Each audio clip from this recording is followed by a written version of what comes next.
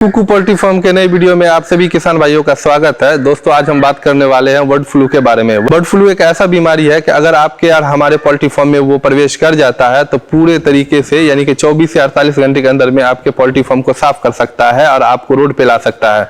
तो इस वीडियो में आज हम बात करने वाले हैं कि बर्ड फ्लू के फैलने के क्या कारण होते हैं, इसके रोकथाम कैसे किया जा सकता है, इसके उपचार में कौन सा दवा इस्तेमाल करते हैं और लास्ट में आपको बताएंगे कि इसका एक देसी इलाज क्या है। आगे बढ़ने से पहले अगर आप इस चैनल पे नए हैं तो इस चैनल को सब्सक्राइब कीजिए, बगल में बेल आइकन है उसको हिट कीजिए और जितना हो सके अपने दोस्तों में शेयर कीजिए ताकि सभी किसान भाइयों को ये पता चल सके कि बर्ड फ्लू से उनका फार्म को कैसे बचाया जा सकता है, रोकथाम कैसे किया जा सकता है।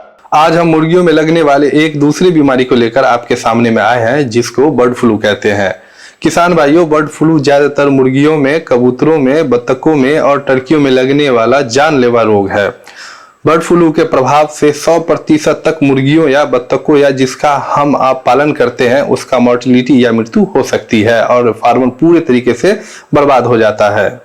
किसान भाइयों, जैसा कि हम आप जानते हैं हर बीमारी के पीछे कोई ना कोई कारण होता है। उसी तरह बर्ड फ्लू के कई कारण हैं, जैसे कुछ बैक्टीरिया के द्वारा होता है तो कुछ वायरस के द्वारा होता है तो कुछ फंगस के कारण होता है। किसान भाइयों, बर्ड फ्लू वायरस जनित रोग है। इसमें एवियन इन्फ्लुएंजा नाम के वायरस से मुर्गियों में संक्रमण हो जाता है। ये बीमारी इतना तेजी से फैलता है कि 24 से 48 घंटे में आपका फार्म को पूरे तरीके से बर्बाद कर देगा।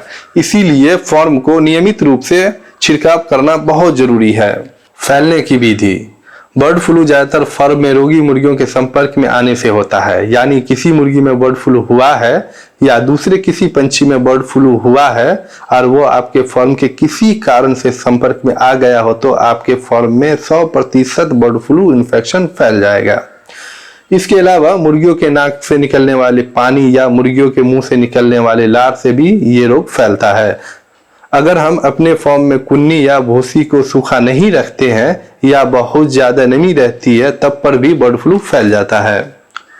बर्ड फ्लू के लक्षण। बर्ड फ्लू के मुख्य लक्षण में अगर आपके फार्म में अत्यधिक संख्या में तेजी से मोर्टेलिटी होना शुरू हो जाए तब आपको समझ में आ जाना चाहिए।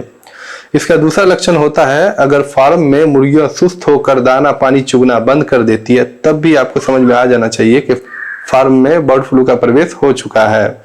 तीसरा लक्षण होता है सुस्त होना और नाक और मुंह से पतला पानी या लार का गिरना। इसके अलावा मुर्गियों के गले और गर्दन पर सूजन आ जाना और इसके कलगी पर भी काफी सूजन आ जाना। तो किसान भाइयों, यही होता है बर्ड फ्लू के मुख्य लक्षण।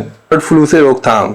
अब हम चलते हैं इस बीमारी की रोकथाम की तरफ और इस बीमारी से अपने फार्म के मुर्गियों को बर्ड फ्लू के चपेट से बचाने का प्रयास करेंगे। इस बीमारी से चिक्स को बचाने का सबसे पहला उपाय यह होता है कि फार्म में संक्रमित चिक्स को अलग करके फार्म से दूरी पर जाकर उसको मिट्टी के अंदर या उसमें आग लगा देना चाहिए। किसान भाइयों, दूसरा उपाय यह होता है कि अपने फार्म को अच्छे तरीके से साफ सफाई करेंगे और एंटीबायोटिक, फिनाइल या फॉर्मेलिन से छिड़काव करेंगे और मुर्गियों के बिछावन या कुन्नी को समय समय पर बदलते रहेंगे और उसका मुख्य ध्यान ये रखेंगे कि वो गीला ना हो पाए। बर्ड फ्लू संक्रमित मुर्गी हो जाने के बाद सबसे ज्यादा ध्यान में रखने वाली बात यह है कि उसको हम खुली हवा में नहीं रखेंगे, उसको या तो हम जला देंगे या फिर मिट्टी के नीचे दफन कर देंगे। किसान भाइयों, अब इसके इलाज की तरफ चलते हैं। बर्ड फ्लू का अभी तक कोई सफल और सटीक इलाज नहीं है, इसके लिए रोकथाम ही बेहतर इलाज होता है। तो दोस्तों, बर्ड फ्लू का एक ऐसा देसी उपाय बताने जा रहा हूं जिसको इस्तेमाल करके आप अपने फार्म में कुछ हद तक बर्ड फ्लू से काबू पा सकते हैं। जिसके लिए आप एक लहसुन लेंगे, उसके बाद आप उसको सरसों के तेल में पकाकर आप मुर्गी को पिला सकते हैं। इससे आपको कुछ हद तक बर्ड फ्लू में सहायता जरूर मिलेगा। आज के लिए बस इतना ही, मिलेंगे एक नए वीडियो में, तब तक के लिए जय हिंद, जय भारत।